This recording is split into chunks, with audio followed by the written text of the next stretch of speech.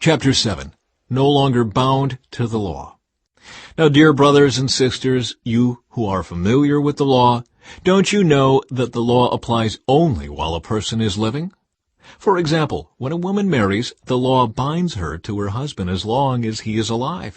But if he dies, the laws of marriage no longer apply to her. So while her husband is alive, she would be committing adultery if she married another man. But if her husband dies, she is free from that law and does not commit adultery when she remarries. So, my dear brothers and sisters, this is the point. You died to the power of the law when you died with Christ, and now you are united with the one who was raised from the dead. As a result, we can produce a harvest of good deeds for God. When we were controlled by our old nature, sinful desires were at work within us, and the law aroused these evil desires that produced a harvest of sinful deeds, resulting in death. But now we have been released from the law, for we died to it and are no longer captive to its power.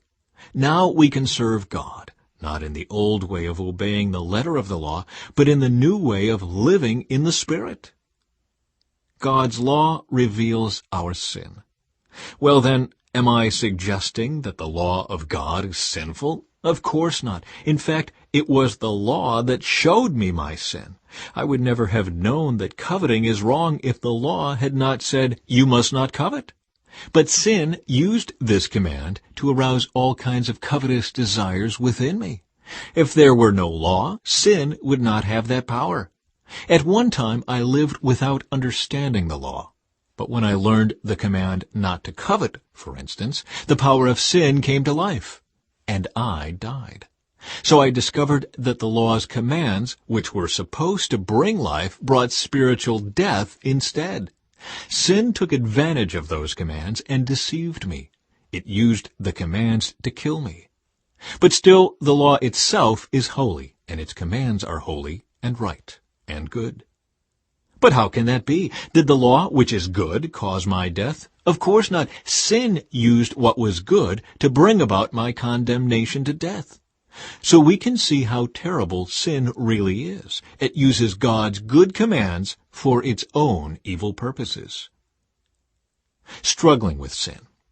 So the trouble is not with the law, for it is spiritual and good. The trouble is with me, for I am all too human, a slave to sin. I don't really understand myself, for I want to do what is right, but I don't do it. Instead, I do what I hate. But if I know that what I am doing is wrong, this shows that I agree that the law is good. So I am not the one doing wrong. It is sin living in me that does it. And I know that nothing good lives in me, that is, in my sinful nature. I want to do what is right, but I can't. I want to do what is good, but I don't. I don't want to do what is wrong, but I do it anyway.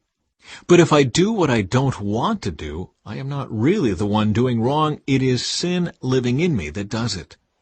I have discovered this principle of life, that when I want to do what is right, I inevitably do what is wrong.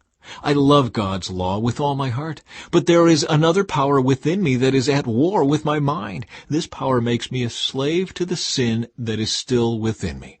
Oh, what a miserable person I am! Who will free me from this life that is dominated by sin and death? Thank God the answer is in Jesus Christ our Lord. So you see how it is. In my mind, I really want to obey God's law, but because of my sinful nature, I am a slave to sin.